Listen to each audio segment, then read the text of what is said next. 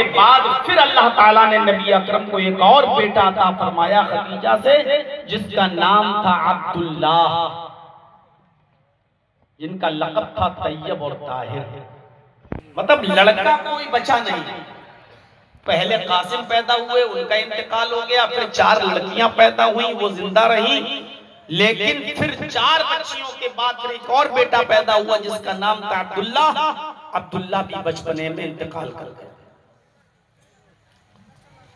नबी अकरम सल्लल्लाहु अलैहि वसल्लम के पास एक लौंडी भी थी, एक बांदी भी थी, जिसका नाम था मारिया किप्तिया। मुक़ौक़स के बादशाह ने 2 लौंडियां तोहफे में भेजी थी, 2 लड़कियां, 2 लौंडियां बांदियां गिफ्ट के तौर पर भेजी थी अल्लाह के नबी सल्लल्लाहु अलैहि वसल्लम को। एक का नाम था सीरीन और एक का नाम था मारिया। सीरीन को अल्लाह के रसूल सल्लल्लाहु अलैहि वसल्लम ने हस्सान इब्ने साबित को दे दिया कि इस बांदी को, इस लौंडी को तुम रखो अपने पास, तुम्हें जरूरत है। और मारिया को, जिसको मारी किप्तिया कहा जाता है, मारिया किप्तिया, उसको अल्लाह के नबी ने अपने पास रख लिया।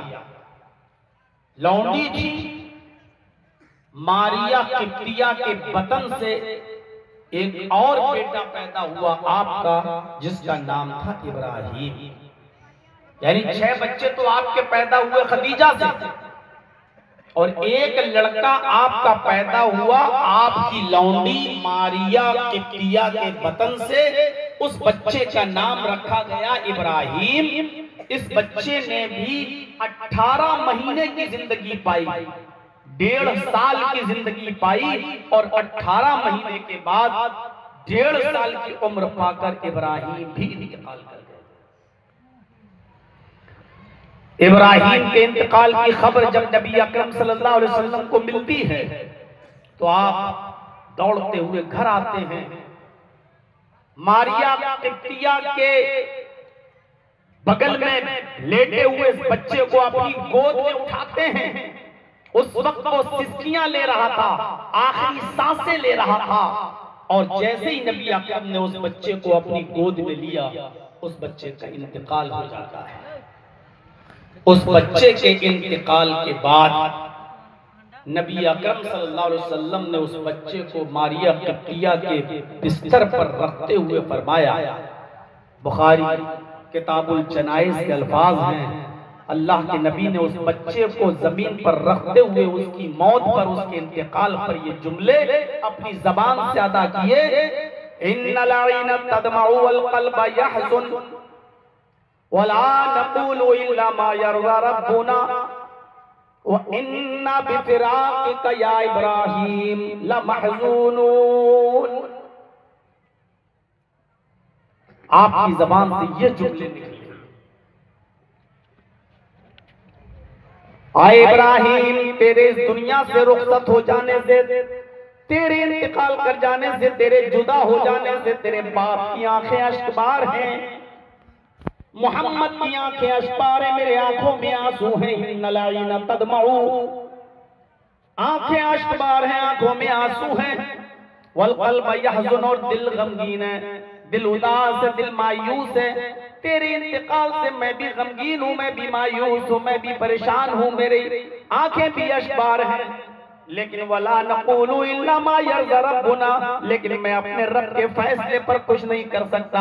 अपनी ज़बान से हम ऐसे जुमले अदा नहीं करेंगे जिससे मेरा रब नाराज हो जाए, जिससे मेरा परवरदिगार नाराज हो जाए, मेरा अल्लाह मुझसे नाखुश हो जाए, नाराज हो जाए। ऐसे जुमले मैं अपनी ज़बान से अदा नहीं करूंगा, यानी मैं नौहा नहीं करूंगा, मातम नहीं करूंगा, चीख चीख कर बयान कर करके रोऊंगा नहीं। ऐसी कोई जबान से लफ्ज ऐसा नहीं निकालूंगा जिससे अल्लाह नाराज हो जाए। अल्लाह की नेमत थी, उसकी अमानत थी, उसने ले ली। वइन्ना बिफ़िराक़िका या इब्राहीम लमहज़ूनून, लेकिन हाँ ऐ मेरे बेटे, तेरे चले जाने से मैं गमगीन जरूर हूँ, मैं परेशान जरूर हूँ। ये जुमले नबी अकरम सल्लल्लाहु अलैहि वसल्लम की जबान से निकल रहे थे। आपके इन जुमलों को जब काफिरों ने सुना कि देखिए इब्राहिम के मौत पर नबी कितना परेशान है, मोहम्मद कितने ज्यादा रंजीदा हैं, गमज़दा हैं, तो काफिर खुश हो रहे थे। उन काफिरों में अबू जहल शामिल था, अबू लहब शामिल था, आस इब्न वाइल शामिल था, वलीद इब्न मुगीरा शामिल था। काफिरों का ये गिरोह शामिल था खुशी में, ये जश्न मना रहा था, खुश हो रहा था कि मोहम्मद का तीसरा बेटा भी मर गया। जितने भी लड़के थे सब मर गए, कासिम भी मर गया, अब्दुल्ला भी मर गया, इब्राहिम भी मर गया।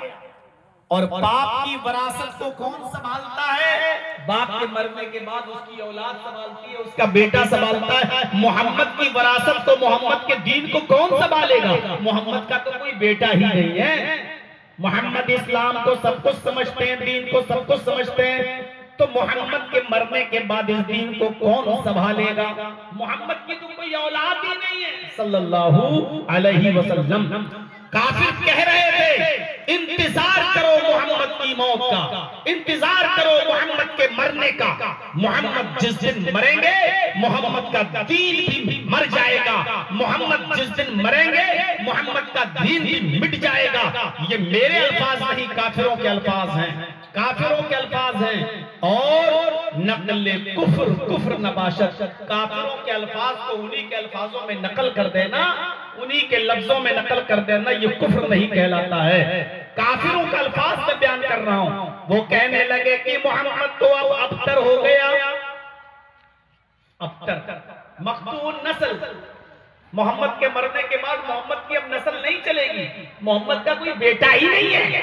मोहम्मद का बेटा होता तब ना नस्ल चलती, मोहम्मद की औलाद होती तब ना नस्ल चलती। मोहम्मद की नरीना सारी औलाद मर चुकी है, इसलिए मोहम्मद के मरने के बाद मोहम्मद का दीन भी मिट जाएगा और मोहम्मद का नामो निशान भी मिट जाएगा, कोई मोहम्मद का नाम लेने वाला नहीं होगा। तब अल्लाह के नबी सल्लल्लाहु अलैहि वसल्लम की नजरें आसमान की तरफ उठी। हाफिज इब्न कसीर तफसीर इब्न कसीर के अंदर नकल करते हैं, नबी अकरम की नजरें आसमान की तरफ उड़ती हैं।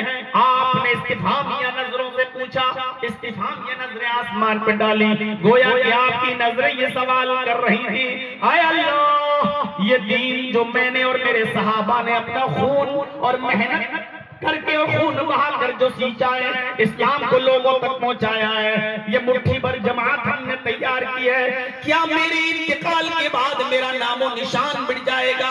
क्या मेरे इंतकाल के बाद मेरा दीन भी मिट जाएगा? क्या मोहम्मद का कोई नाम लेने वाला ना होगा? क्या मोहम्मद का कोई दीन का कोई नाम लेने वाला नहीं होगा? क्या दीन भी मिट जाएगा और मोहम्मद का नामो निशान भी खत्म हो जाएगा? आपकी इस्तिफहामिया नजरें आसमान की तरफ उठी, ऊपर से अल्लाह ने जिब्राईल अमीन को भेज दिया।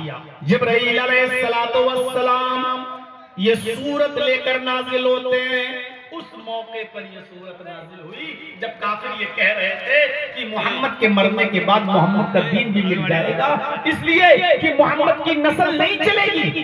क्यों? क्योंकि मोहम्मद के बेटे मर चुके हैं। जब मोहम्मद की औलाद ही नहीं तो मोहम्मद की नस्ल कैसे चलेगी? मोहम्मद मखतून नस्ल हो चुका है, अबतर हो चुका है, दुमबुरीदा हो चुका है, उसकी नस्ल अब नहीं चलेगी। मोहम्मद के मरने के बाद मोहम्मद का नाम मिट जाएगा सल्लल्लाहु अलैहि वसल्लम। उस मौके पर यह सूरत नाजिल होती है, जाओ जिब्रील मेरे नबी से, मेरे महबूब से कह दो, मेरे हबीब से कह दो, कौन कहता है कि आपके इंतकाल के बाद आपका दीन मिट जाएगा और आपका नामो निशान मिट जाएगा? इन्ना आतैना कल कौसर, हमने आपको खैरे कसीर से नवाजा है, बहुत सी भलाइयों से नवाजा है, बहुत सी खूबियों से नवाजा है। कोई एक खूबी थोड़ी है आपके अंदर, बहुत सी खूबियों से नवाजा है हमने। इसलिए जब तक अल्लाह का नाम बाकी रहेगा आपका नाम भी बाकी रहेगा। और ऐसा इंतजाम कर दिया कि रसूलुल्लाह सल्लल्लाहु अलैहि वसल्लम तो हमारे दरमियान नहीं, लेकिन कयामत की सुबह तक नबी का नाम अल्लाह के नाम के साथ लिया जाता रहेगा। मस्जिद की बुलंदियों पर खड़े होकर जब तक मेरा बंदा मेरा नाम लेगा, मेरी किबरियाई का ऐलान करेगा, अल्लाहु अकबर कहेगा, मेरी तौहीद का इकरार करेगा, अशहदु अल्ला इलाहा इल्लल्लाह, जहां वो मेरी किबरियाई और मेरी वहदानियत का ऐलान करेगा, मेरा नाम लेगा, आए मोहम्मद सल्लल्लाहु अलैहि वसल्लम कसम में मुझे अपने इज्जत व जलाल की, उस वक्त तक उसकी अज़ान मुकम्मल नहीं होगी जब तक कि वो मेरे नाम के साथ तेरा नाम न ले ले। उसको आपका नाम भी लेना होगा, अशहदु अन्ना मुहम्मदर रसूलुल्लाह। कौन कहता है कि आपके इंतकाल के बाद आपका नाम मिट जाएगा? जब तक मेरा नाम लिया जाता रहेगा, आपका नाम भी लिया जाता रहेगा। नबी अकरम का तो इतना नाम लिया जाता है मेरे भाइयों, हम सोच नहीं सकते। दुनिया में कोई ऐसा महान पुरुष बताओ, दुनिया में कोई ऐसा शख्स इंसान में से बताओ जिसका इतना नाम लिया जाता हो जितना मोहम्मद रसूलुल्लाह का नाम लिया जाता है। बताइए आप कौन है? कोई ईसा को इतना याद नहीं करता, कोई मूसा को इतना याद नहीं करता, हमारे हिंदू भाई भी रामचंद्र जी का को भी इतना याद नहीं करते।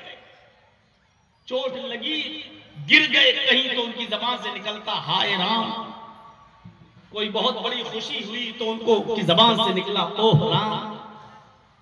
इसके अलावा मुझे बता दो कि कहां किसी शख्सियत का नाम लिया जा रहा है।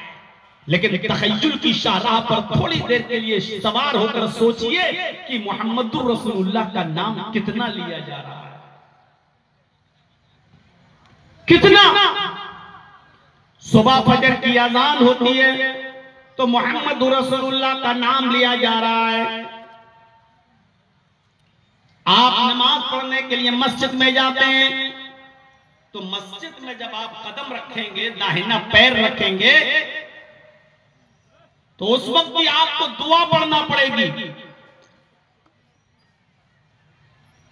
और उस दुआ से पहले दरूद शरीफ पढ़ने का हुक्म है। अस्सलामु अला रसूलिल्लाह अल्लाहुम्मा फ़्तह ली अबवाब रहमतिका। अल्लाह के रसूल पर दरूद पढ़ने का हुक्म, नबी का नाम, अजान में नबी का नाम, अजान के बाद की दुआ में नबी का नाम, ला इलाहा इल्लल्लाह कहकर अजान खत्म हो गई। अब आप अजान के बाद जो दुआ पढ़ेंगे तो दुआ पढ़ने से पहले आपको दरूद शरीफ पढ़ना है, अल्लाहुम्मा सल्ली अला मुहम्मद अल्लाहुम्मा बारिक अला मुहम्मद। उसके बाद दुआ पढ़िए, अल्लाहुम्मा रब्ब हाज़िहि दावति ताम्मा व सलातिल काइमा आति मुहम्मदनिल वसीला वल फजीला व बअसहु मकामम महमूद अल्लज़ी वअदता। ये दुआ है और आपको पढ़ना पड़ेगी। इस दुआ के अंदर मुहम्मदुर रसूलुल्लाह सल्लल्लाहु अलैहि वसल्लम का नाम है। मस्जिद से निकलेंगे, दरूद पढ़ेंगे, फिर दुआ पढ़ेंगे मस्जिद से बाहर निकलने की, नबी का नाम, नमाज पढ़ेंगे, अल्लाहु अकबर कहकर सीने पर नियत बांधेंगे। लेकिन सलाम फेरने से पहले आपको दरूद पढ़ना पड़ेगा, अल्लाहुम्मा सल्ली अला मुहम्मद अल्लाहुम्मा बारिक अला मुहम्मद।